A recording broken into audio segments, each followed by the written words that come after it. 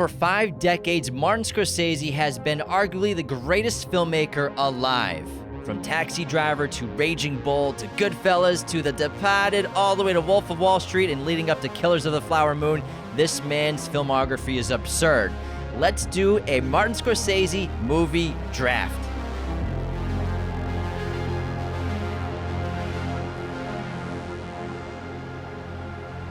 Hello, movie friends. Welcome back to Raiders of the Lost Podcast, the ultimate film and TV podcast. We found an excuse to do another episode about Martin Scorsese and his movies. Well, it won't be the last one for sure. Definitely we not. We still have a lot to do. But the acclaimed director is one of our favorites. We talk about him and gush about him all the time.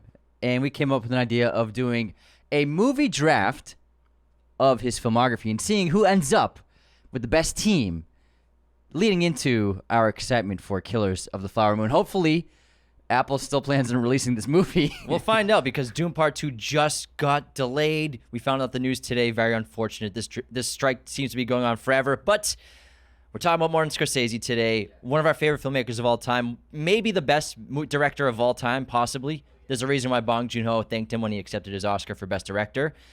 Martin has meant so much to cinema. Not only has he changed it, but you could argue, made the best movie from every decade, going all the way back from the 1970s. That tweet of mine, I got a lot of hate on that one. Taxi Driver in 1976, then we have Raging Bull in 1981, I believe, or 1980, and then we have Goodfellas in 1990, The Departed in 2006, which he won Best Director for finally at the Academy Awards in Best Picture, and then Wolf of Wall Street in 2013. I think Wolf of Wall Street is a phenomenal movie. Really I got into there were plenty of comments in that tweet I made, and a lot of people were saying Wolf of Wall Street's not even close. And I'm like, well, watch that a few times. That is an unbelievable movie. It's incredible. And then Killers of the Flower Moon looks sensational, and he's still going. And it's got some of the best reviews of his career. Like it has Metacritic and some early reactions from the people who saw it at I think it was Venice Film Festival it played. And people are saying that it is unbelievable. It looks incredible, and I can't wait to see it. But Martin has been a staple in our lives since we were kids. We've been watching Martin Scorsese movies, even though we shouldn't have. But not only has he made these bangers that we all know about, like Gangs of New York and everything we've talked about, The Aviator, he's made over 25 movies. And a lot of people may not know his entire filmography. A lot of people associate Martin with just the gangster guy, which he is a complete misinterpretation of his entire career. He's made way more movies that have nothing to do with gangsters than he's made gangster movies. Yeah. Which is odd. He made The Age of Innocence, and then you got Hugo, and then Kundun, and After Hours. Cape Fear. The Color of Last Money. Waltz. The's so many Hugo, it's a kid's movie. I love Hugo. There's no gangsters in Hugo, I don't think. Yeah, Chloe Grace Moretz does not play a mobster. Pretty sure she's not a gangster. Thomas Shelby does not come in. But we're very excited to do a movie draft of one of our favorite filmmakers of all time. Now, to get this draft underway, we're going to do a coin flip. And also, we're going to pick 12 teams each. 12 teams. And 12 movies each. And so on Spotify, we'll have a prompt, a poll, so that you can vote who had the best Martin Scorsese movie team. And then we can reveal it in the movie news episode following this episode. That sounds like a lot of fun. So make sure that if you're listening on Spotify, or if you're listening somewhere else, go on Spotify while you're listening to this episode and vote who has the best movie team. Now there's some pressure. James versus Anthony. Who's gonna win? Okay, so I have me, I have the honorary coin, the Lord of the Rings coin. It has the tree from Gondor. Gondor's tree. The white tree. Well, Minas Tirith. Yeah, you fucked it up. Minas Tirith. Well, you were blanking, asshole. I swear. You were blanking. I always forget the name of I was helping you out. Now I try to help him, and then he comes after me, everybody. You made it worse. I helped you. Anyways, I made you look honorary worse. Minas Tirith coin. We have the tree on one side, and then the logo on the other side. Which side would you like to choose, James? I'll take the tree. James has the tree. I'm going to do a flip. We'll see how this goes on set. All right, ready? Let's go. And it's falling on the tree. Ah! Now, how are we going to do this? Are we going to do a swing pick, or are we just going to go you, me, I you, think me, with you, two me? people, there's no point in doing a swing pick. Yeah. What do you think? I guess not. It's just, I don't know. Swing pick then? Well, it'd go me, you, me, you. It'd still be two at a time. Let's just go one at a time. Actually, go one. Yeah, just take turns equally. Because then it's just one person talking too much for too long. Yeah, we don't want to listen to Anthony talk too much, everybody. Nobody wants that. As people are listening to a podcast, Anthony's worried about one person talking for too long. The thing is, so we get 12 picks, and we're going to make our picks. When you make your pick, You're going to explain why you're choosing that movie in particular. Okay. And now we have a list of Martin's films. We did not include, he's made a ton of music documentaries, so we're not including those. We're only including his narrative films. Which is 27, I 27 believe? movies, yeah. And there's a few Insane. shorts that we're not including on the list. He's made like 10 documentaries. Yeah, he's with some of the greatest artists of all time. Bob Dylan, the Stones. It's a ton of great stuff. The man. He's the man. Now, James, you have the first pick in the draft. I sure do. And this is kind of... I think I might know what you're gonna go and I with. feel like you're going to be happy about it. So you're gonna die, you're gonna suffer, And you're going to be happy about it. Looks like the Grim. That looks like a little bit Thanks of a for letting sun. me say the quote, Jim. It looks like a sun. You couldn't help yourself. I love Azkaban, man. I start the quote, he jumps right in. You can't quote Harry Potter in front of me and not expect for me to jump down your throat, man. It's going to happen. Anyway, it's back to Martin Scorsese. So my first pick of the Martin Scorsese draft is going to be Goodfellas. Goodfellas, great pick. Not only is it possibly, thank you for the claps, possibly my most watched movie of all time in my entire life. I know it's like the back of my hand, but it's maybe the most entertaining film of all time. I wouldn't say it could be Martin's best movie, but that's so up for debate and very subjective. I mean, Taxi Driver's up there, Goodfellas up there. I mean, I love The Departed as well. He's made so many. Raging Bull is sensational.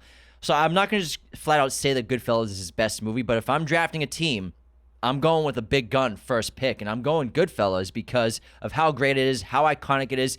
I think it'll be the movie he's most remembered for, and I think it's the movie that transcends the most audiences for him, outside of The Departed possibly. The popularity of Goodfellas for the reach it has for audiences is massive. I think it's the biggest he has in his entire filmography. It's without a doubt my favorite of his to watch, and it's just one of my favorite movies to watch, like top 5. I would say that he's such a accomplished director that he's not going to be remembered for just one movie. No, but if like obviously not, but I mean like the movie. I'm just tearing down what you said. I say he's the most remembered for. Okay. Most remembered for. Yeah. When people make the director compilations, there're going to be a lot of clips of Goodfellas, and it's the one I can quote the most. It's the one I've seen the most. I love the characters so much. Insane, somewhat true story based on a book of. Is it called Goodfellas? The book. No, it's called Wise Guys. Wise Guys, yeah. It's Close sensational, you know. Martin being an Italian filmmaker, you putting the roots of his past into You're it. looking very Italian tonight, by the way. Yeah, I tried to. Very Italian. It's funny because this is what I wore like the other day to the convention. I look like I'm Cuban, and I you should look be on like the set of Scarface. Scarface, yeah. And I look like Henry Hill. I got the gold chain out and everything. You got the white beater tank and everything. And the short sleeve button up. The knit polo is big for the Italian look. As far back as I can remember, I always wanted to be a gangster. Hell yeah, man. And I love Goodfellas. It's my first pick. It's a great first pick. Thank you. It's also what I was expecting from you. And I'm pretty sure I know what's coming for you. So I'm going to take, for my first pick in the draft, Taxi Driver. Obviously. It's one of my favorite. I got a fucking giant poster of it behind me. Taxi Driver, I think, is one of the greatest films of all time. I have it in my top 5 films ever made in history. I think it's that good, and I think it's that profound, and will live on as an example of how far the medium of film can go in storytelling and how you don't have to follow the rules. And it was really a groundbreaking piece of cinema, kind of lightning in a bottle. I'm sure if you read that script on paper, you're like, how's this going to be a movie? Because Schrader wrote a really cool screenplay, but I don't think anyone could really imagine how to put it on screen until Scorsese read it, and it just worked with what he wanted to do as a filmmaker and push the boundaries of cinema and try to do something different outside of the norm and outside of the kind of rules of filmmaking. And Taxi Driver is very important to me as a film lover. I fell in love with it when I was like 16, 17, and I would watch it on repeat over and over again. I remember I bought the DVD at Best Buy, and it had the cool, huge case with him with the mohawk, and it had a sleeve that you slid off, and it was him just walking on the street. Did it come with a little gun that swiveled out on a hinge? The DVD came out like that. It's a portable DVD. You can take it anywhere. Want to watch Taxi Driver? You hide it in your sleeve and it just pops out. And at Best Buy made it for you out of drawers from desks. I miss Best Buy. Best Buy was great. What do you mean you miss it? It's still around. But I never go. There's no reason to go to Best Buy. There's zero reason to go to Best You miss Buy. it so much, why don't you visit it? It's so far. It's 2 miles away. Where's the... We live in Los Angeles. They're everywhere. Yeah, but I don't need to go there for anything. But you said you missed it. Why don't you go there for nostalgia? No, because because you could get all sorts of cool stuff there. It's not leaving. I'm not gonna leave my house where I can just do Amazon. Are you out of your mind? I'm not gonna drive across LA to go Where'd to you Best get your Buy. TV though? I got my TV at Target. I was just already there from the gym. So he could have gone to Best Buy to get his TV, everybody, and he misses Best Buy so much that he decided to go to That's Target. not accurate. Our Target is in the same mall as our gym, so I was already there. I was already there, playa. Clearly, you don't miss Best Buy enough. I don't. I miss Blockbuster more. All right, so I have Goodfellas, Anthony as Taxi Driver. Now that the two kind of obvious choices for a movie draft team are out of the way, I think. I think you should go with a dark horse with Boxcar Bertha, maybe. It's a good idea, Anthony. There's so many options to go with my second pick. Now, all right, this is going to be tough. So many good movies. I'm going to go with a personal favorite of mine, and I'm going to go with The Departed with my second pick. Nice, dude. Martin finally won his Best Director 45 years into his career. It took Martin Scorsese to win an Oscar, basically. What was it, 40 years? 2006? It was 40 years, yeah. He made Mean Streets. I mean, he made Who's That Knocking at My Door 61. Maybe 62, a long time ago. Making Long Raging fucking Bull in time. 1980. It's absurd it took him this long to win Best Director. It's absolutely insane. And because he's going to be... Kubrick never won it. I know, and Kubrick never won anything. And Nolan, I mean, I hope he wins Oppenheimer. He'll win Oppenheimer. There's a lot of directors you'd be shocked. Ridley Scott. Ridley Scott, nothing. Hitchcock, nothing. It's shocking that they've never won Best Directors. Obviously, every year's different when your movie gets released, but then you get some directors that have two, and you're like, really? How? Like, How? I love Clint Eastwood, but he has 2 Oscars, and Hitchcock doesn't. Unforgiven's great. He deserved the Oscar for Mystic River, I think. He won for that. He didn't win for Unforgiven. Yeah, he did. No. I thought he won Best Director. He won Best Picture. I don't think he won Best Director for Unforgiven. Let me double check that. I'm pretty sure he didn't. I'm pretty sure that he did. And Clint, let's see. Clint Eastwood, let's see how many Oscars he's got. Anthony said 2 total. He's got 4. For directing, he has 2. For directing, he has 1. $1 Million Baby. He won for that? For Best Achievement in Directing, yes. Okay. And Best Picture. He's also won Best Directing for... Mystic River. Nominee for Mystic River. Shit. Winner for Unforgiven, Best Director. Really? Yes. So he won Best Picture and Best Director for Unforgiven as well as $1 Million Baby. I don't know why. I thought I saw it the other day, and it didn't say that. He won for Gran Torino. I'm just kidding. My Gran Torino. All right, I'll give him those. He's awesome. But anyways, back to The Departed. It's sensational, and I feel like because... Oh, you're incorrect. He won... he didn't win an Oscar for Unforgiven. It was the Did I read it wrong? Dahlberg Memorial Award. Yeah, you scrolled down too far. He only has 1 director Oscar. Fact check, false. Let me do a double fact. Let me fact check your fact check. I'm looking at it right now. Hold on, but I want. So he's won Best Picture for Unforgiven. So when you scroll down on I'm looking at Academy Awards, Unforgiven, Best Director, Oscar winner, Clint Eastwood. I'm looking right at it. Oh yeah, you're right. I am right. Fact checked Anthony's incorrect fact check. Snopes knows, bro. You don't even know what Snopes is, Anthony. Anyways, tell us about why you love The We're gonna need Departed. an official fact checker for this show. But I love The Departed so much, not only because we're from Boston and I get the culture so well, and they did such a great job. It's an incredible story, great characters, great acting. Obviously, a remake of Infernal Affairs, the Hong Kong drama. But this movie is so awesome. It's so memorable. I can quote the hell out of it. It's in Martin's career up until this point was so dense. I love how you keep calling him Martin. He's my guy. Scorsese's career up until this point was so dense with so many great films that they cast a shadow on The Departed, even though he won his Best Director and got Best Picture. But I think it's hands down one of his best films he's ever done before. It's at 8.4 on IMDb. People Huge. adore it. People adore it. I saw someone on TikTok a few days ago talking about how Infernal Affairs was way better, but they kept calling it Internal Affairs. I was like, you don't even know what you're talking about. And when it comes to basically co-lead stories, this might be my favorite. It's up there, man, for like 2 leads yeah. in a movie. It's such a shared story. Matt between and the Leo two of them. together. Obviously, Jack is supporting. I actually think this is a vast improvement over Infernal Affairs, and I know that gets a lot of hate from people who are fans of it, but I watched Infernal Affairs, the first 2 last year, and I was like, they're very good, but I was like, Scorsese improved upon the story in a lot of ways. And Martin Scorsese. There's so much more character development and character time in The Departed, and you just really, these feel like incredible people. It's so well made, so well crafted, very well edited, but the visuals are subliminal and astounding and everywhere. It's very detailed. It's a wonderful film. That's a great pick. Next up, my second pick. I'm going with Raging Bull, baby. Raging Bull! Yep. 1980, Robert De Niro wins the Oscar for his performance as Jake LaMotta. I've never seen a film like this before, still to this day. And it's not really a sports film. It is about an athlete. Obviously, it's about an actor, but it's more of a character study than anything. And what Scorsese did with the directing in this film was extraordinary. The editing by Schumacher is incredible. But the visuals are really what makes this movie work. And then De Niro's commitment, Joe Pesci's commitment, and the tone that they set, and also the approach to the film. This is not a Rocky movie. This is not like a underdog movie.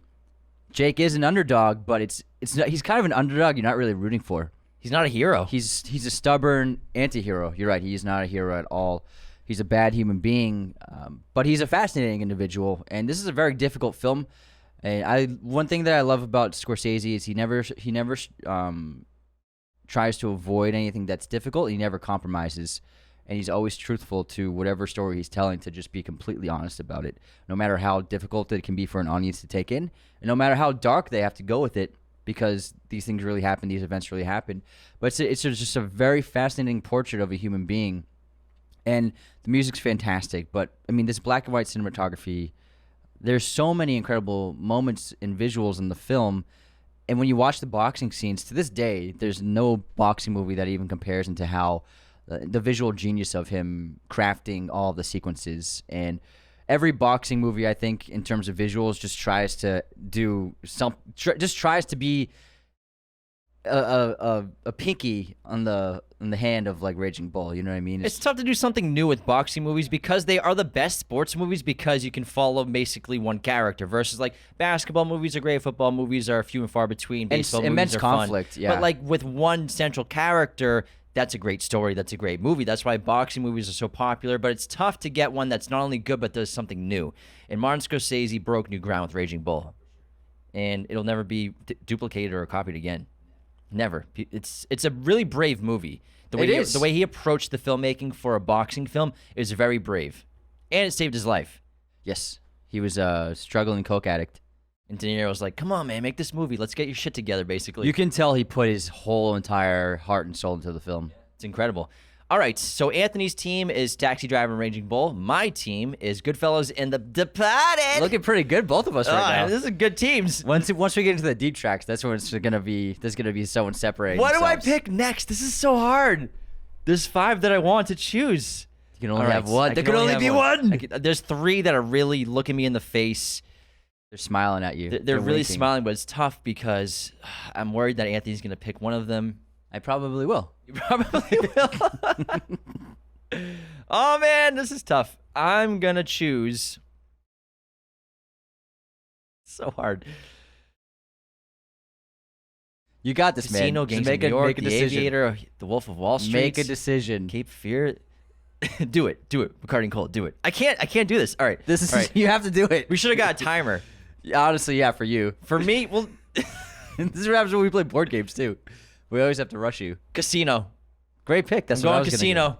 This movie's an epic. It's awesome. It's the best Las Vegas movie ever made, probably. And I mean, having Pesci and De Niro back together, but doing something completely different, and their chemistry is sensational. Pesci's awesome in this movie, and this has maybe the most brutal violence that Scorsese's done in any of his movies. We have the vice grip scene with the head crunching, and then the bat scene. Those two are maybe the most disturbing things I've seen in Martin movies, that I'm just going through the list, possibly, in terms of intense gore. They make you cringe every time. Yeah, but this movie is so big. There are so many scenes, so much wardrobe. De Niro wears like over 70 suits in this movie. It's also the most dialogue he's ever spoken in a film. It's one of those movies that you're watching, and we talk about this every time we've seen it. We're like, how did he make this movie? How are there so many scenes in this? So many shots, so many scenes, so many characters, so much going on, but it's so cohesive and it connected so well. And it's a tremendous story, and it opens I don't want to spoil in case no one's ever seen it, but it opens kind of in a shocking way with a great explosion, pun intended. And you're kind of curious how the characters get to this point. But the production design, it's awesome, and it's one of Martin's best. It's long. It's up there in his filmography. It's worth it, though. But it's definitely worth it, and I love it. One of my favorite shots of all time is the close-up on the sunglasses in the desert. The giant glasses De Niro's wearing, and then you see Pesci's car driving in the reflection. It's one of the greatest shots of all time. It's worth putting up number 3 on my team just because of that shot. Yeah, it's insane. Who the fuck do you think you are? I'm what counts out here. Everyone back home is laughing at you. You're on TV. What are you doing? I fucking love that movie. Oh, that's a great pick, man. That's a great pick. I think it's kind of a bold pick, but yeah. It's not a bold pick. Not at all. Not at all. All right. We got some heavy hitters still on this list available. Oh, yeah. A lot of great ones. You're right. It is hard to choose. Ah, yeah. All right, Anthony. I mean, Mean Streets is left, King of Comedy, After Hours, Color of Money, Cape Fear, Age of Innocence, Gangs of New York, The Aviator, Shutter Island, Hugo, Condone, Wolf of Wall Street, Silence, The Irishman. How did he make so many good movies? I don't know, man. So many of these could have easily If you just take a third of these movies, it's an all-time director. 10 of them could have won Best Picture. 10 of these movies could have won Best Picture. They could have. Yeah, you can't really argue. There are movies that have won Best Picture that are worse than all of these. Way worse than all of these. Absolutely. If Traffic could win Best Picture, every movie he ever made can win Best Picture. Was it Traffic? No, it was I'm sorry. It's Traffic is the Soderbergh film. You're thinking Crash. Traffic. I love Traffic. Looking for my chapstick. Traffic's Feeling awesome. kind of car sick. There's a Ford Maverick. Malibu Most Wanted. Fuck it, I'm going Wolf of Wall Street. Oh man, I almost did that. I love it. It's a good pick. So Wolf of Wall Street is the closest thing that he's done to Goodfellas. And since I can't have Goodfellas, I'm going to take Wolf of Wall Street. I love the tone. I love the humor. I remember I saw this alone in a packed theater opening weekend back home, and it was just, the whole crowd was just uproarious and alive, and it was just a fantastic experience. I remember it very clearly. And I didn't really know what to expect going into the film. But then it's such a ridiculous story, but Scorsese is such a talented filmmaker and visual artist where he brings you into that world so effortlessly, although obviously so much work goes into it, but you feel like you're just with these people. And, we've seen so many biographies and biopics, but his feel different because I think he makes them feel like real human beings that you're watching on screen more so than any other filmmaker. But also, it's not just him capturing events. Like so many biographies are just like capturing events. He's like putting you into the lives, making you feel like you're with them, and you're feeling what they're feeling rather than just seeing what they did. They're usually like a compilation of people's lives versus like actually feeling a part of a narrative story. Exactly, and there's just something special about that. And this is, I think, one of the funniest movies of the century. I'd still laugh out loud funny. There are a couple of sequences. The Quaalude scenes are so fucking hilarious. Steve! Get off the phone! Steve! Get off the phone! Woman's shoes! FBI! And then DiCaprio, he could have pulled an Oscar for this. No question, man. And his physical performance is incredible, especially when he's so knocked down on Quaaludes and he drives the Lambo home. Was he nominated for this? Let me double check. He was nominated, but he didn't win. But him just crawling to the Lamborghini is just one of the funniest scenes I've ever seen. And he opens the car door with his leg and he's like groaning. He's like, I love how he thinks he got home without a scratch on the Lamborghini. He's like, there's a fucking miracle. And then he does the fucking cuts to the reality of the sequence and he's crashing into everything. He's like drooling. I'm sorry, it was a Ferrari. Ferrari. Yeah. This movie's just so special. It's one of a kind.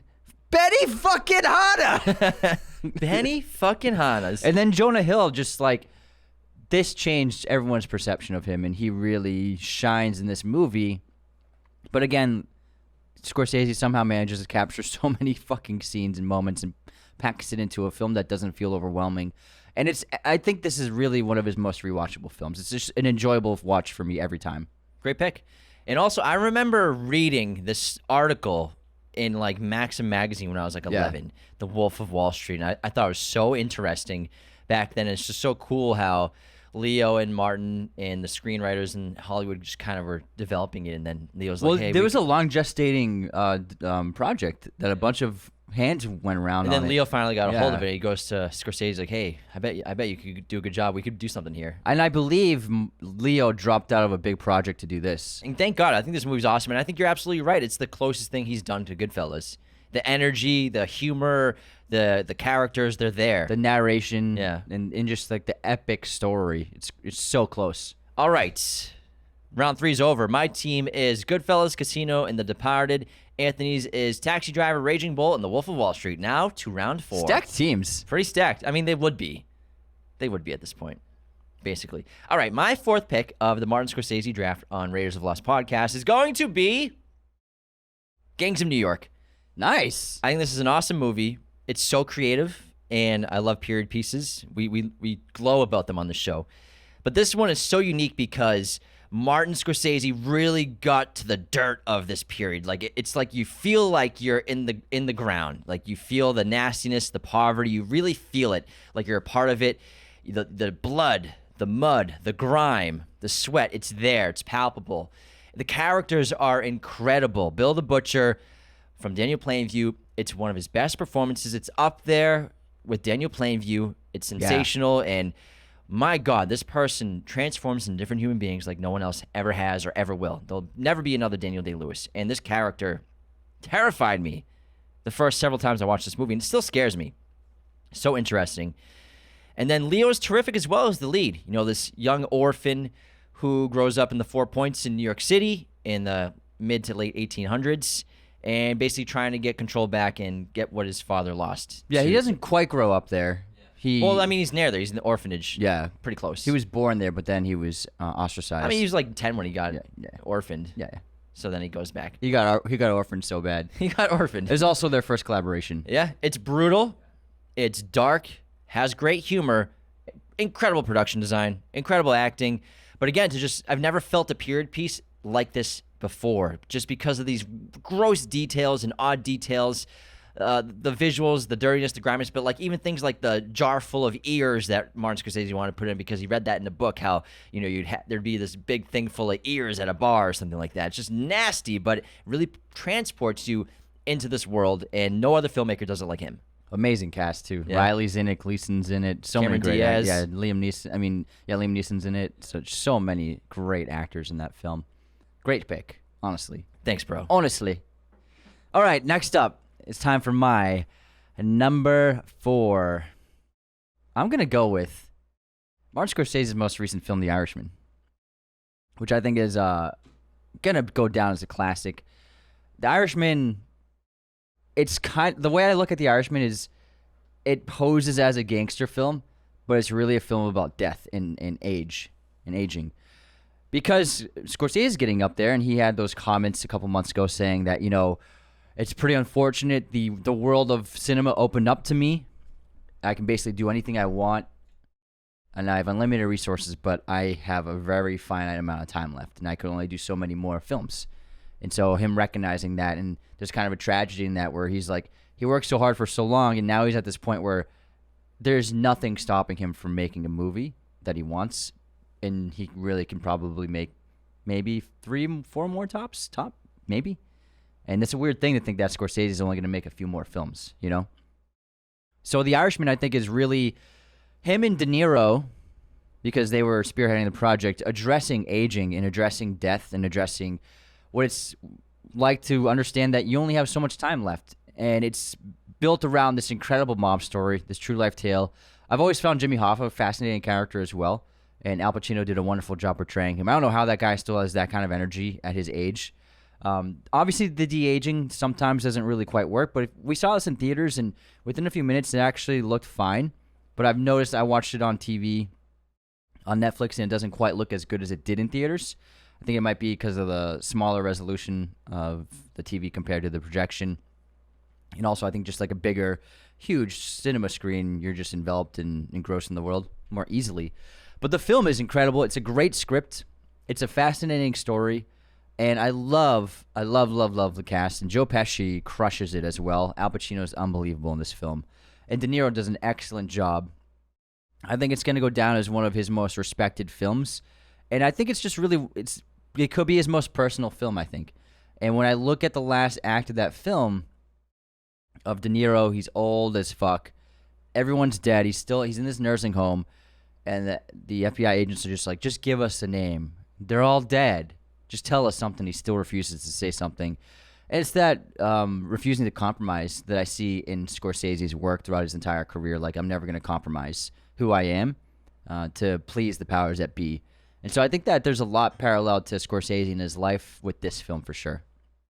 Great pick. That's 4 rounds over. Anthony's team is Taxi Driver, Raging Bull, The Wolf of Wall Street, and The Irishman. My team is Goodfellas, Casino, Gangs of New York, and The Departed. You're going full on gangster here. I love gangster movies. I was not picking Hugo in my top 4, Anthony. It's a wonderful film, though. It's a wonderful film.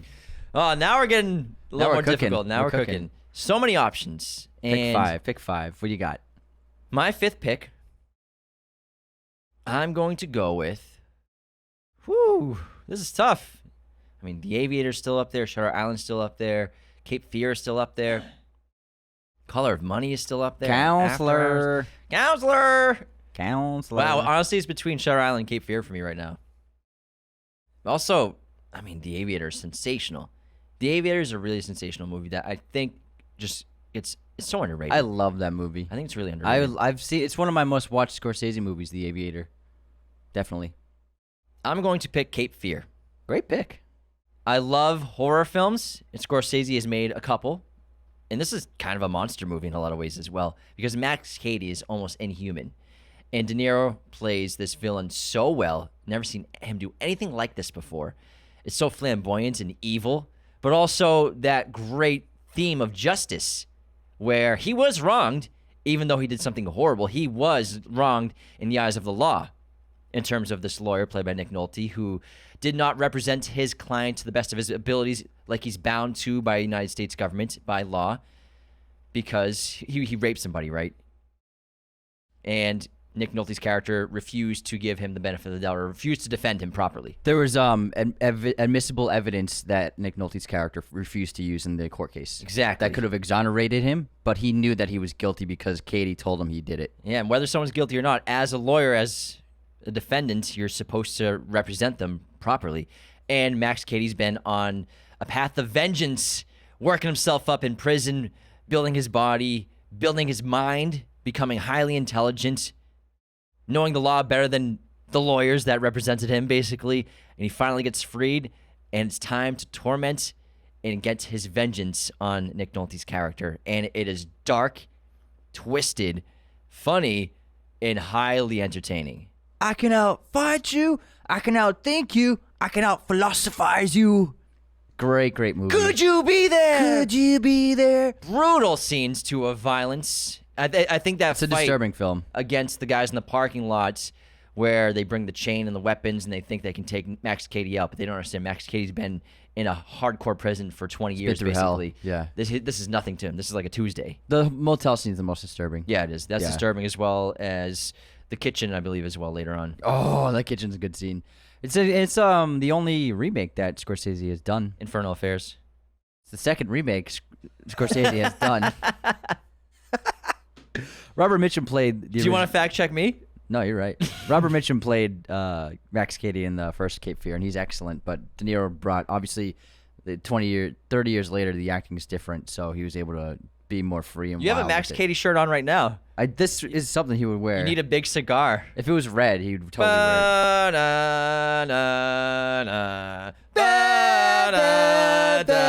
I love when they're in the theater, in the cinema, and he's just smoking a cigar and laughing his ass up. It's so fucking funny. Great fireworks scene as well, but it's a sensational film. All right, next up. James is getting a pretty competitive team brewing over there. You're pretty good too, bro. I gotta go with another Leo film. In a film that I fucking love. Shutter Island. I was hoping you'd go Aviator. Shutter Island it's a really special film. It's incredible. It's got one of the best twists ever in movies.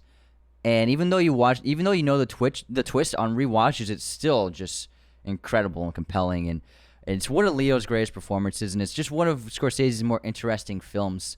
The way he directed, the way he visualized everything. I love the use of the orchestral music Penderecki's music is heavily used in this film, as well as a few other classical composers. But he and his team chose incredible tracks to use in the film. Wonderful cast: Ben Kingsley, Mark Ruffalo, Max von Sydow, Emily Mortimer. But the mystery is just incredible, and it's so well photographed. Beautiful, beautiful cinematography. I think it's one of his best-looking films, without a doubt. But he really managed to capture that horror tone. And he's made a couple of horror films, but he's always strayed away from jump scares and using loud noises and loud musical cues to scare the audience. He fills the audience with dread. And Kubrick was someone who could do that with his horror films, to just feel that dread. And so it's a really special film, and I think Leo is really so exceptionally carries that film. But, I mean, the twist is really what makes it. In the last 20 minutes, is just like your mouth's dropped open. You're like, I can't believe this is happening. It was the first time you see it. It's so shocking. Terrific ending, too. Yeah, it is a perfect ending. It's a perfect movie, I think, flat out. And just that sequence of them arriving on the island, the beautiful cinematography, the pitch-perfect editing in the Penderecki score, it's so violent. And all we're doing is getting these shots of the...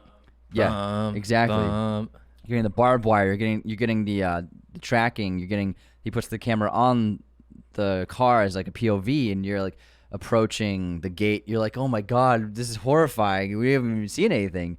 It's just a really remarkable film. Yeah, there's so many great details to it as well. We did a great episode on many of these films, but including Shutter Island. You know, one of my favorites is the difference between water and fire in this film. Oh, you know, yeah. with the truth versus the lies that Teddy tells himself. Teddy's a great character, and you relate to him. And then second, third watches, you pick up on things you never seen before, and then you watch analyses for this episode, for this movie, or if you watch our episode on this movie, you really get your eyes open to all these things that Martin Scorsese and his production team are operating on the different level. So many different levels of filmmaking and artistic creativity. It's sensational.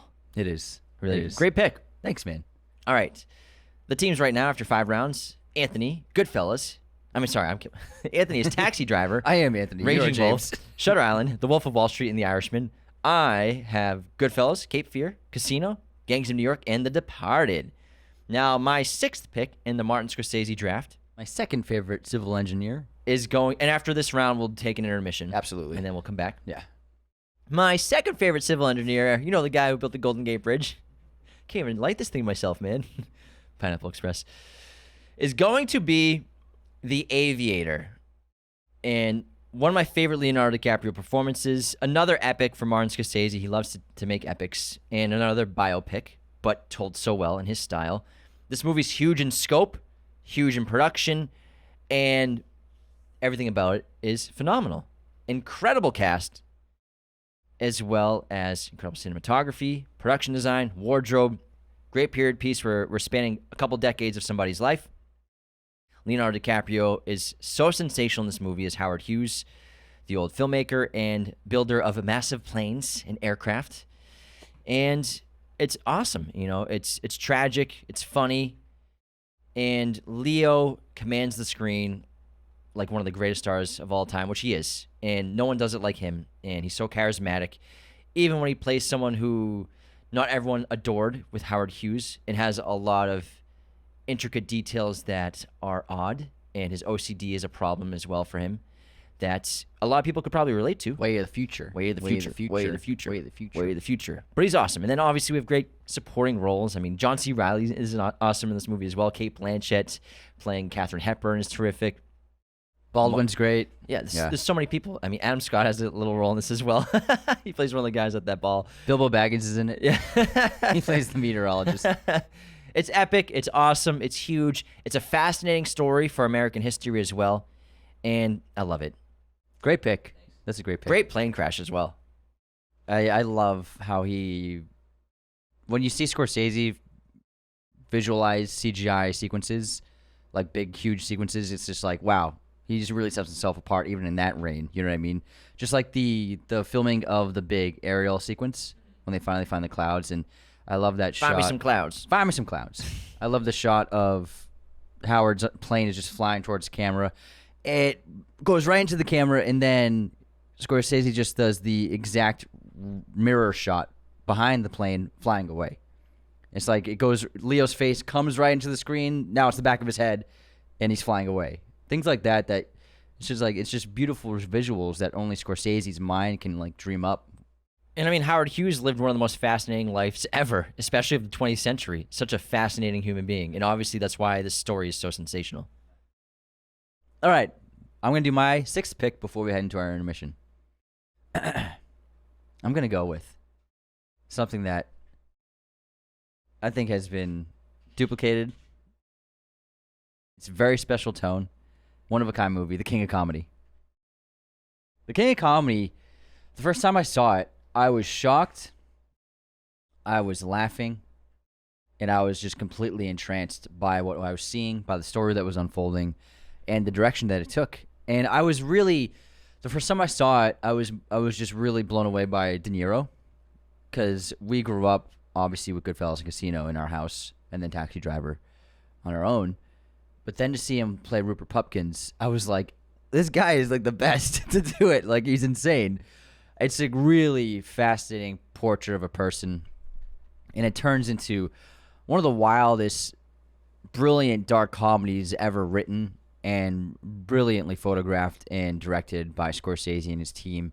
And I love, no matter what movie Scorsese's making, no matter what the story's about, he really hits you with the themes in this film of obsession, of desire, of desperation.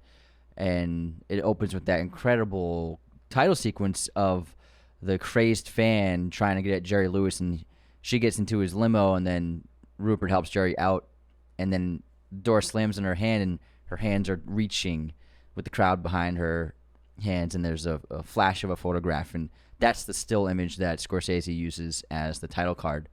And it's just like, it tells you everything about the film before you even watch the whole film. He's just an incredible storyteller, and the way he translates his themes thematically into the films is really second to none. And Jerry was great too. Jerry Lewis was great. He was very good, playing this character basically himself. So it's an awesome movie, sensational. Obviously, it was a huge influence on Joker. And De Niro ironically played a character, the talk show host that Rupert Pupkin wanted to be. Murray, yeah. What did I say? Murray. Yeah, so he played a character who he wanted to be as Rupert Pupkin on King of Comedy in Joker. I think that's obviously why Todd Phillips put him in that role. Oh, for sure, yeah. Because that's Taxi Driver card, in The King of Comedy. That's Joker. It's a calling card to those two films. Absolutely. Yeah. Great pick. I love The King of Comedy, man. Now, we're going to head into our intermission, but then we'll get back to our draft right now. After 6 rounds, Anthony's team is Taxi Driver, Raging Bull, The King of Comedy, Shutter Island, The Wolf of Wall Street, and The Irishman. James's team, my team, is Goodfellas, Cape Fear, Casino, Gangs of New York, The Aviator, and The Departed. Yours are all within like 20 years. Yeah, basically from 1990 to 2006. Yeah, interesting. Yeah. Have you seen a movie made before 1990? No. No, because we're told that we're not allowed to watch movies from before the year we were born. Remember? Yeah. Some guy told us on the internet. You're not allowed to. Why do they always talk about movies from the 1980s? These guys are like 30 years old. Sorry. Some guy commented today that he said that you guys definitely do butterfly kisses before you film.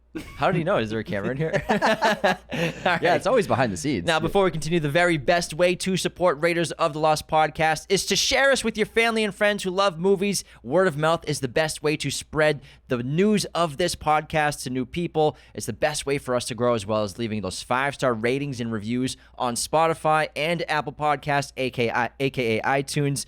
I'm going to read a 5-star review in just a moment, which is going to be a lot of fun. And also, becoming a patron at patreon.com/Raiders of the Lost podcast is a subscription-based way to support the show. We have 5 different tiers of financial membership. We have $2, $5, $10, $25, and $100. If you don't have $100 to spare, $2 is fine, because every tier gets you access to 2 bonus episodes of the show every single week. You get the weekly chat, which is exclusively only on Patreon now, as well as a weekly bonus episode. That $10 tier gets you access to our private Discord. It's not public. You have to be a $10 patron minimum to enter our Discord. It's great. We're chatting with you. We have watch parties on there a couple times a month. Lots of fun. $25, you get your own custom episode. $100, these tiers come with perks like free merch and stuff like that, and video messages. But $100, you also get a watch party. And after 3 months in that section, you get to come on the show for fun guest segments. It's the ultimate tier. Patreon allows us to do the show full time.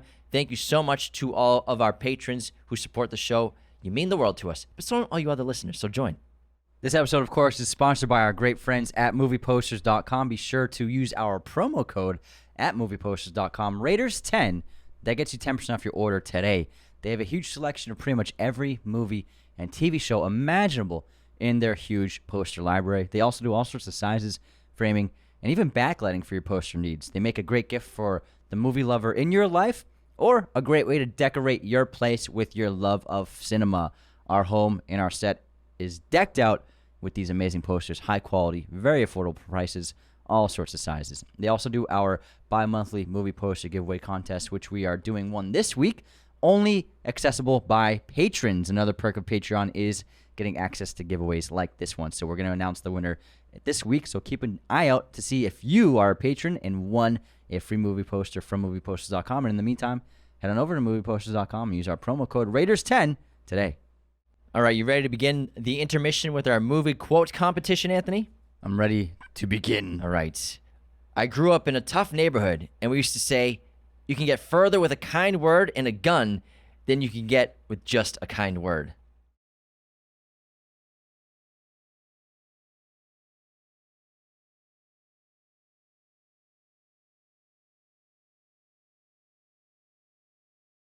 I don't know. It's The Untouchables. Oh, shit. Nice. Connery? No, it's De Niro. Capone? De Niro's Capone, bro. All right, here's my quote. Gentlemen, you can't fight in here. This is the war room. That is Dr. Strangelove. Yes. Ding, ding, ding, ding, ding, ding, ding. Yes. Nice job. Good quote. Good guess. Thanks, man. Wow, we're so nice today. It's because we just got back from a flight and we're all delirious. Hey, we're doing our best, though. Next up on the intermission is the movie year. Guess this movie Delirious, release. as I said. Guess this movie release here. We Next got up, this. I will say words. That and sometimes makes sense. You will make sense of them in your brain and reply. What year did A Bronx Tale come out? 98? A Bronx Tale came out in 94. 1993. Damn it. Damn it. What year did Dr. Strangelove come out? 1960. Oh, God damn it. 62. 64. You were way off. It's You weren't even close. Too off. Get You out of weren't here, even in the dude. same ballpark. Get out of here, You weren't bro. even anywhere near it. Get out of here. All right, movie trivia time, Anthony. What film does Robert De Niro and Robin Williams co-star in? Awakenings. Yes. People a moment. You answer quickly if you know it. Since when? Always. When? Check the tape, man. I'll check the tapes. It's never happened before on this show. That's a lie. I've never answered that quickly. That's a lie. Okay. In the movie Dr. Strangelove, what actor plays multiple roles in the film, famously?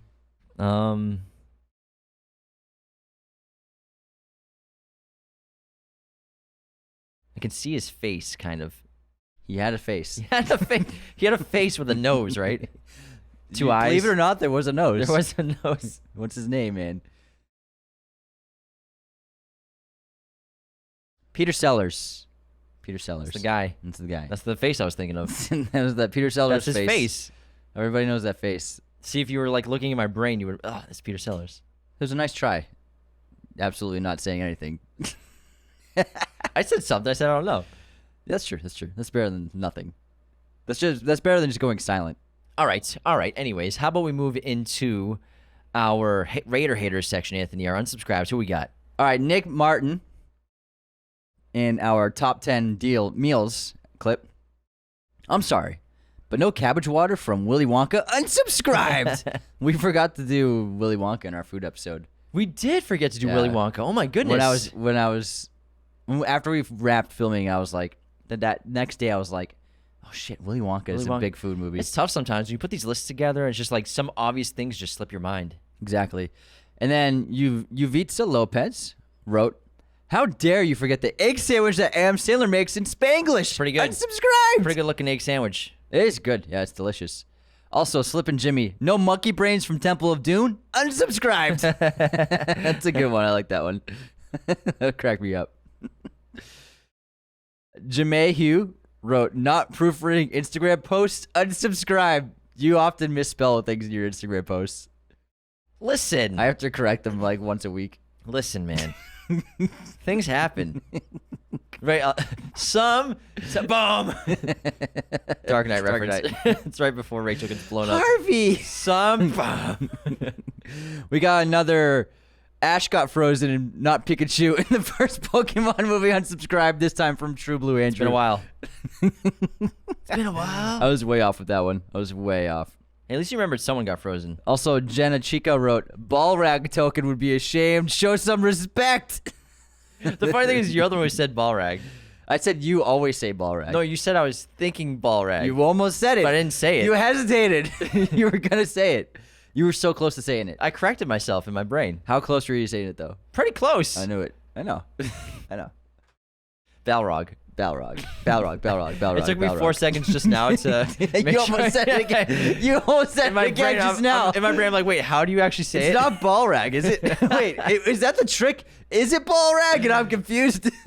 All right, we have a great 5-star review from their username is just a bunch of letters. I think they just want to stay anonymous.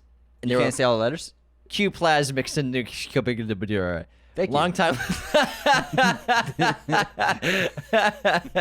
Beautiful name. The name of an angel. All right, long time listener here. I've been listening to you fellas a long time and have been interactive on your Instagram, but never left a review because I never have for anyone. But I think the time is now to break that. I will never forget I was at work and simply searched movie podcast, and you all were the first ones I saw. That's Wow, pretty really? cool to hear. That's awesome. I've listened to you all since your Tarantino spotlight way back at the start, and I've never looked back since. That was our 14th episode. That was a two-parter. We were so dumb we did a 2-part Tarantino episode. We thought 2 hours was too long, so we split it up. We didn't really know what we were doing, but that's insane. Anthony almost knocked his laptop over. All the way back I'm to just our so excited. I'm so 14th amped up. episode. That's July 2020 probably. That's insane. Go back to We're so happy you're here. What a sweet review. Your dedication to your work is definitely appreciated by so many, including myself, and your hard work seems to be paying off. Keep up the good work. Thank you so much for this incredible 5-star review. Anthony and I will never forget that. You left this for us, Erie. It's like Steve Carell and Bruce Almighty. And that's the way the cookie crumbles. All right. What is your recommendation for streaming this week, Anthony? Mine is going. Anthony's like, oh shit, I forgot. Mine is going to be Collateral on Netflix, which is a Michael Mann film starring Tom Cruise and Jamie Foxx. It's excellent, hardcore action that you never really see Tom do that style of being a great villain, and it's so cool to see Michael Mann coming back out this year with a new film with Ferrari. Took a little break from directing, but he's back. Can't wait to see it. Yeah, he did the TV show on Max. The Japanese show. The Tokyo what's it called? Vice. Yeah, but I mean like movie. Who's still directing stuff? No, All movies. right. All right. I said directing. All right. Movies, directing movies. All right, my recommendation. Speaking of Max, it's the one to watch for Young Frankenstein. I had always been meaning to watch Young Frankenstein. It's the Mel Brooks comedy spoof of the classic horror films, and most notably, obviously, the Frankenstein films. It's really sensational. It's so funny. Gene Wilder is absolutely dynamite, and I was fucking cackling. There were 3 jokes in that movie where I was giggling like a schoolgirl for like an entire scene. I believe it Because the jokes were so perfect and landed so well. But the tone of it is just, it's really fantastic. And in terms of all-time spoof movies, it's up there, like top of the list. Young Frankenstein on Max. the one to watch for Young Frankenstein. For Raiders of the Lost podcast, maybe one day. Let's get back into our movie draft. Yeah, you hinted that a couple times. I hinted that. Well, yeah, we were at a convention this past week for Podcast Movement, the biggest convention for podcasts every year with Spotify. We did a couple panels, and they asked us, like, what do you see the future of podcasting? And I was like, I wouldn't be surprised if streamers start incorporating and ingesting podcasts onto their platforms. Would not be surprised. Maybe Max will be the one to watch for Raiders of the Lost podcast. Maybe one day. Who knows? Quest Chapters was the opposite. You can watch us on Max. I think I said the name wrong. I'm sorry. I'm sorry. You pronounced his name wrong, Anthony. After So he sorry. left that glowing 5-star review. That's terrible. Sorry. Sorry, Q. Now, let's get back for real into our movie draft for Martin Scorsese films. To cap it off the first 6 rounds, Anthony's team is Taxi Driver, Raging Bull, The King of Comedy, Shutter Island, The Wolf of Wall Street, and The Irishman. James's team, my team, is Goodfellas, Cape Fear, Casino, Gangs of New York, The Aviator, and The Departed. Some good teams. And I have the first pick for round 7. Actually, after intermission, I should Shut get up. All right, what are you getting? Mean Streets, baby. Ah, you got This it. is a sleeper. This is that sleeper running back. I got late. I was trying to make it sit. I know you were. I was waiting a while to get Mean Streets too, but Mean Streets, it's what capped it off for Marty. This is like the DNA of Martin Scorsese's movies goes all the way back to obviously his films before Mean Streets, but Mean Streets is the one for him, the one that put him on the map, really got his career going, and it's awesome. It still holds up. It's terrific. Harvey Keitel is great. De Niro's sensational. The visuals, the creativity, the characters, it's all there, and you can see all the little nuances and the DNA of every Martin Scorsese development in his career. It all started here. You can see these little things that he was doing that you never seen before in a movie, and it's great. It's funny. It's kind of a gangster movie to an extent, obviously, but it's what he knows. You know, he's a New York guy. He grew up in rough neighborhoods in New York, and that's why he's one of those New York filmmakers. Like him and Spike Lee are very similar. They make stories about where they're from, and I think New York means so much to Martin, and he's made so many great New York movies. But I think Mean Streets is one of his best of all time, if not, and it's up there for all-time New York movies, in my opinion. It's what got him Taxi Driver. Taxi Driver, he got that movie because they loved Mean Streets. It's a good pick. It's a good pick. I'm sad it's gone. But I'm going to go with something more recent. Again, I've been going with more recent ones and very old ones. It's like my trajectory today. I have the oldest one so far. Congratulations. So I've seen a You movie before. finally picked one before 1990. You got a problem with that? No. Sorry that he made nothing but bangers his entire career, especially starting in 1990 and on. All right, I'm going with Silence. His film before The Irishman. This is a really special movie. I saw it in theaters a couple of times because I was so moved by it, and because it's so epic and it takes a couple of watches to see everything and to take in everything. I've seen it 3 times now. It's a really powerful, beautiful tale, and even you don't have to be religious to understand this film and to love this film, because it's a film about the human condition and fighting for something that you believe in, and fighting against adversity, and fighting against standing up for your beliefs in the face of discrimination by the powers that be. And in this case, we're in feudal Japan, and the government has outlawed Christianity. And so it's about a group of Christians who are secretly using their faith and proclaiming their faith out of the fear of persecution at all times and every day.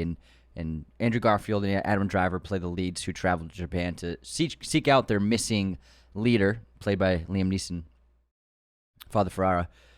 This movie is just sensational. Rodrigo Prieto, the cinematographer, this is one of his earlier collaborations with Scorsese, and I think that Scorsese is going to keep using him for a long time because they work really well together. This is also an instance of Scorsese using both film and digital filmmaking.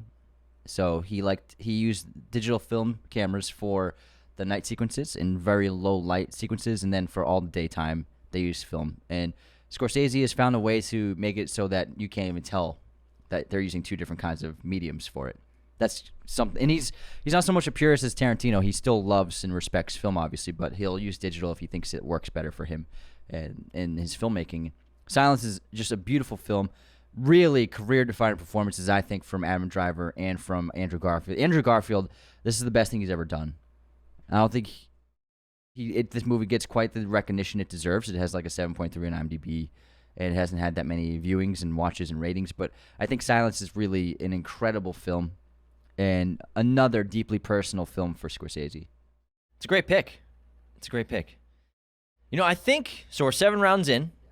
Anthony's team is Taxi Driver, Raging Bull, The King of Comedy, Shutter Island, The Wolf of Wall Street, Silence, and The Irishman. My team is Mean Streets, Goodfellas, Cape Fear, Casino, Gangs of New York, The Aviator, and The Departed. we said we're gonna do 12 teams, right? I'm thinking 10 might work better. I'm thinking 10 will be better. Yeah. Or even going down. Yeah. 10. 10. Let's do 10. Let's do 10. Three more each. each. Yeah. I was thinking the same thing. Because there's some on here that they're not gonna get picked. Might as well just do 10. And it'll also still be pretty challenging. A little more competition towards the end. I think so too. All right, so we have 3 picks left. With my 8th pick in the Martin Scorsese draft. 8th round. I'm taking The Color of Money, baby. Oh, look at Anthony's face right now. Look at his face. If you're watching, you can see he's very disappointed. He's got a smirk on like he just lost his favorite Christmas present. I thought you were going to take Swap. After Hours. The Color of Money is awesome. Such a good movie. An incredible sequel to The Hustler. Paul Newman and Tom Cruise together in a movie. Magic. It's so excellent. And I mean, The Hustler is a great movie. But what Martin Scorsese did with Pool and making it look so interesting. Pool's cool, but it's hard to photograph so uniquely for a movie to make it captivating, I think, because it's a small table and there's only so much you really can do from someone who's not a genius like Martin. What he does is brilliant.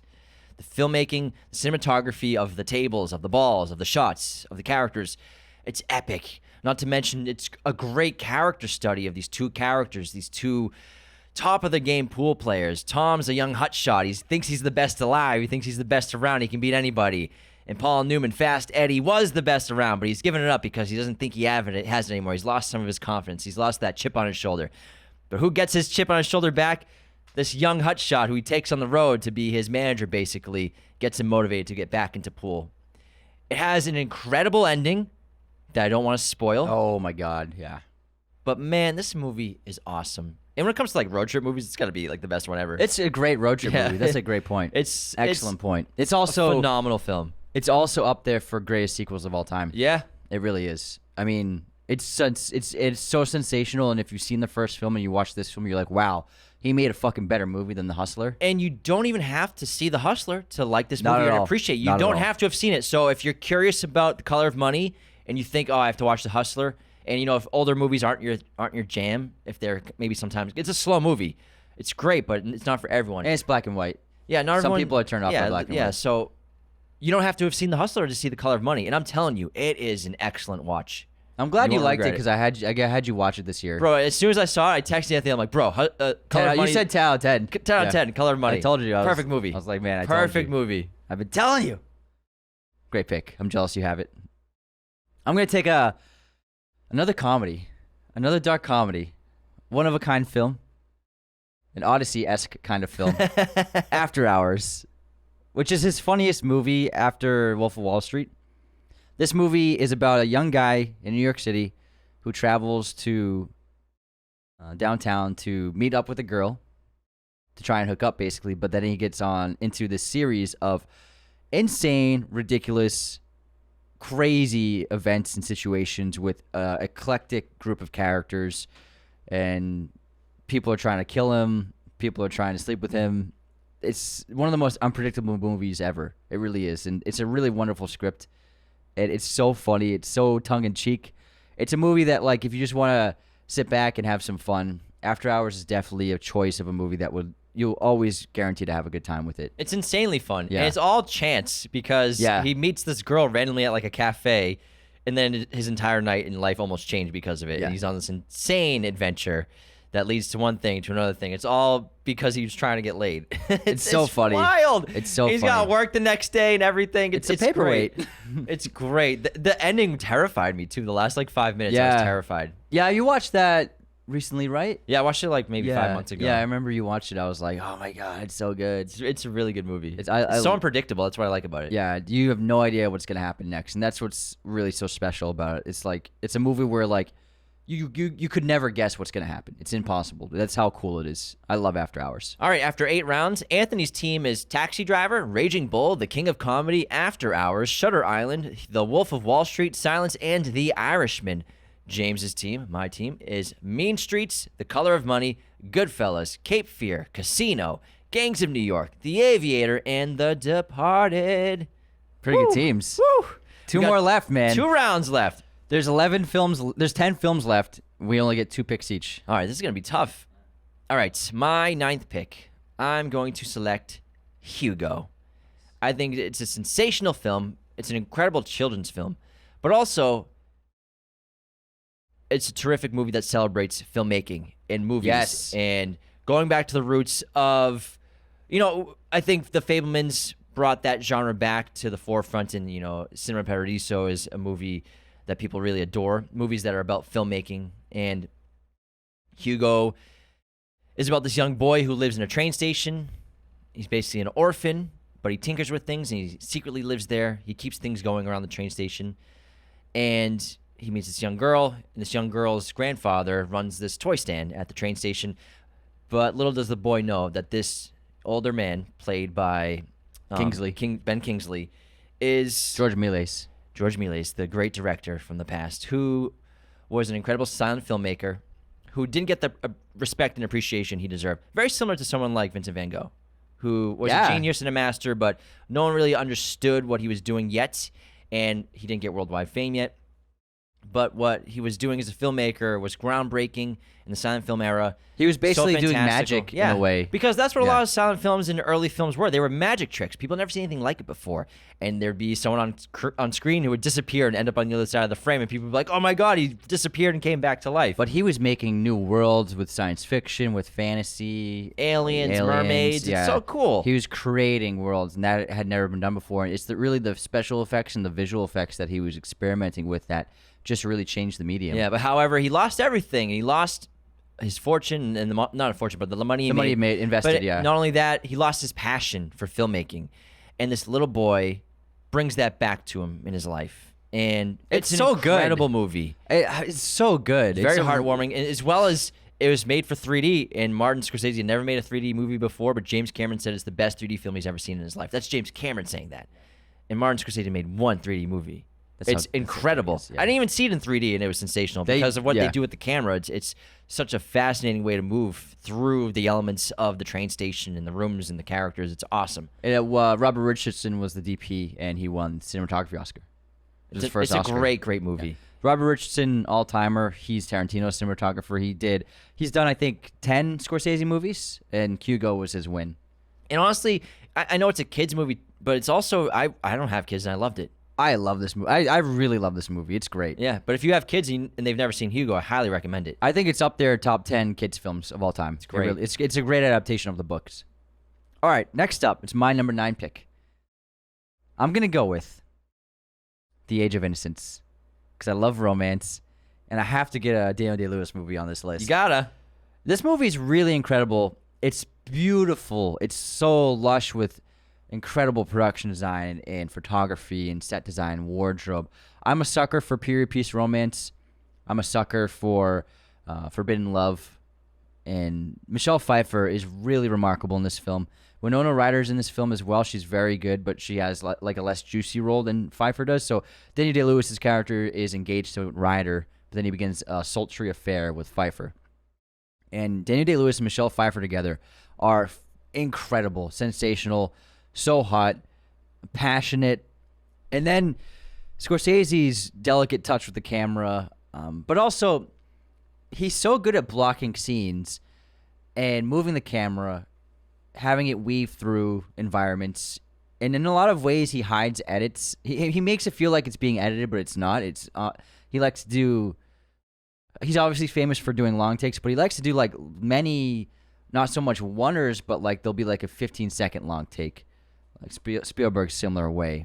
And the way that he moves his camera roaming through environments is really incredible. And when I watch films like this, it's just like it puts a smile on my face to see the incredible filmmaking behind it. And it really is like a one-of-a-kind for his filmography, this romantic period piece, but he captured the tone so beautifully. It's so romantic, and it's very tragic as well. But this really is Daniel Day-Lewis and Michelle Pfeiffer's movie. Their acting is incredible, and they both are just it's like a career feat for Pfeiffer. For Daniel Day-Lewis, it's just another Tuesday. Not to say like Pfeiffer's not a great actor. Rude. That's not what I mean. That's not what I mean. It's really messed up. You know, because he's done so many iconic roles. Sure. No one ever talks about this role for him. Is what I mean. You know what I mean? I'm trying not to get canceled here. Canceled. Michelle Pfeiffer's amazing. She's amazing. I love There's The no Age of Michelle Innocence. Pfeiffer. I'm just kidding. It's Mekhi Pfeiffer. Who is Mekhi Phifer? He's the actor in 8 Mile. The guy who runs the rap battles. His buddy. Oh, that guy's name is Mekhi Phifer. Mekhi Phifer, yeah, the actor. I never knew that. That's why that rhymes in the 8 Mile song. Uh-huh. There's no movie. There's no Mekhi Phifer. This is my life. There's no. Do you know who the rival rapper is? Yes, It's Anthony Mackie. It's Mackie. It's crazy. It was one of his first movie roles. Clarence had really nice parents.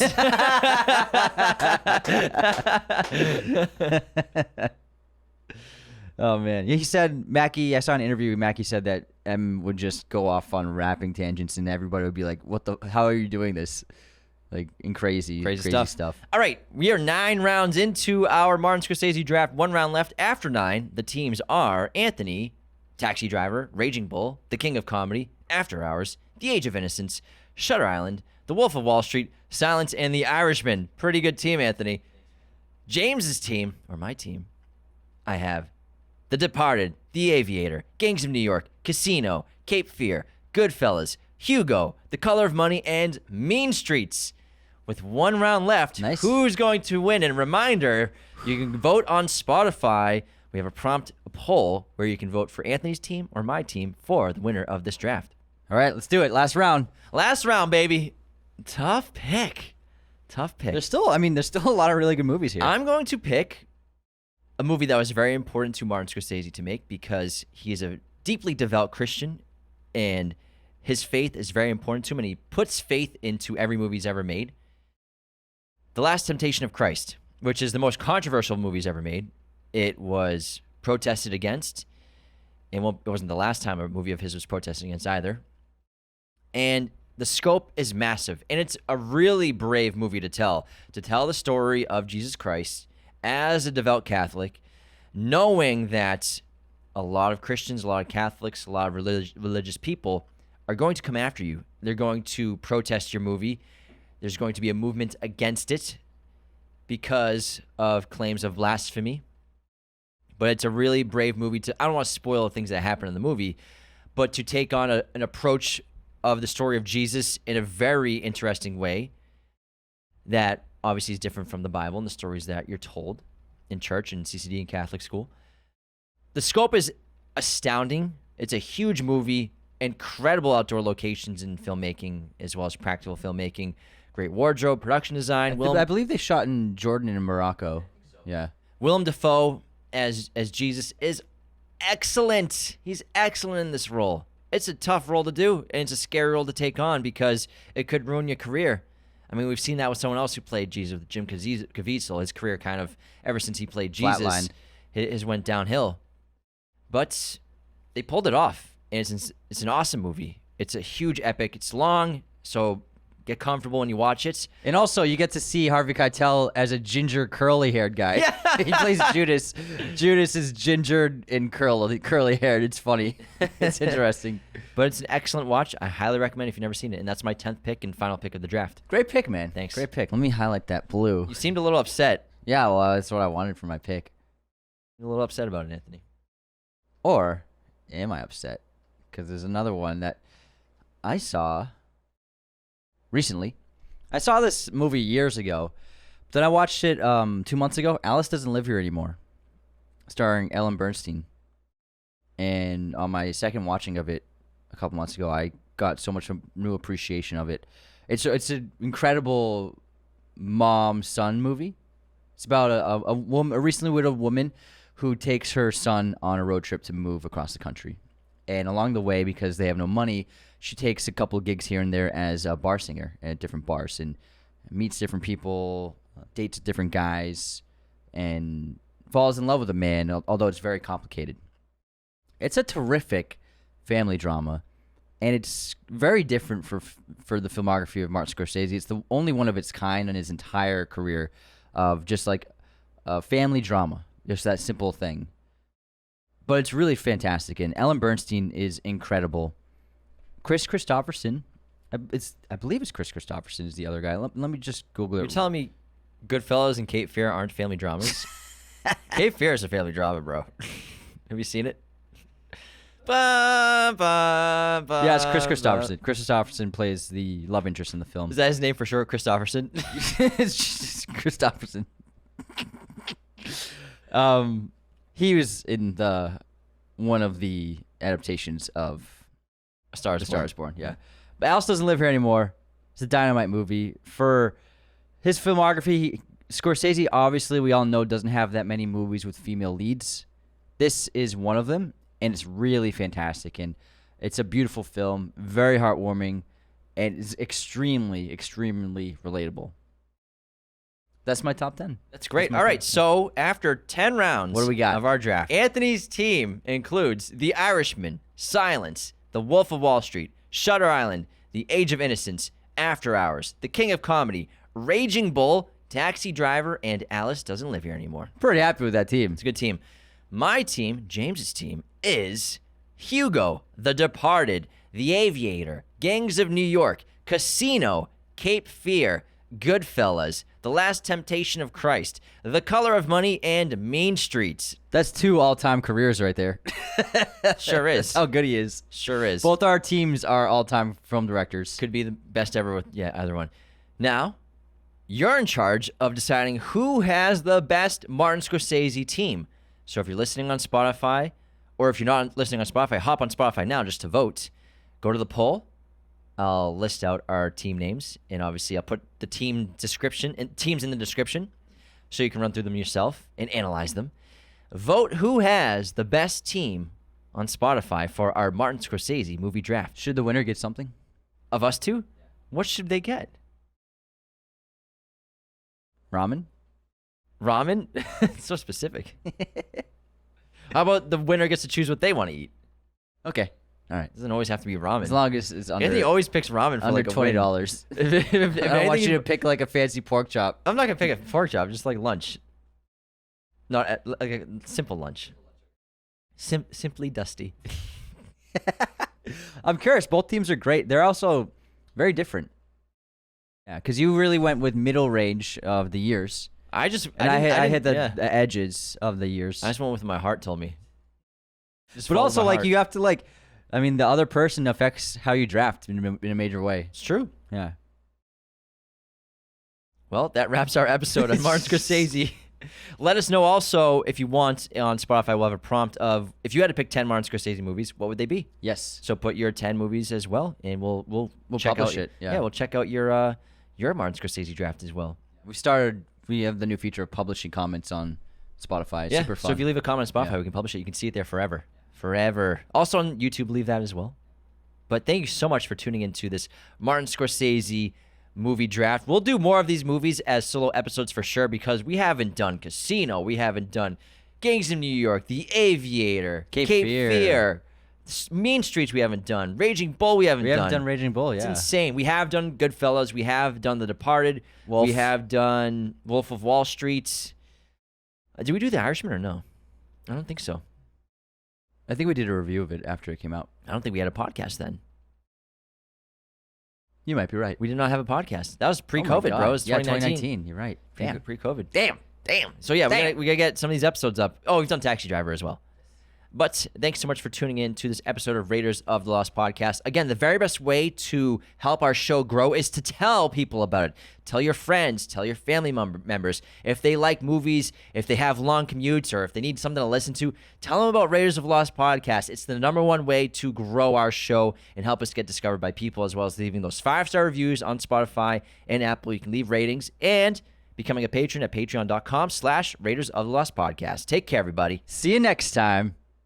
This episode was executive produced by our chosen one patrons, Cody Moen, Andrew Hagan, Becca Keene, Benjamin Cook, Calvin Murphy Griggs, Nicholas Martin, Darian Singleton, Tyler McFly, Andrew Hagan. Our chosen one patrons are our biggest supporters. Thank you so much. Raiders of the Lost podcast is a mirror image production. Sound mixing done by Jacob Kossler. Opening music by Chase Jackson.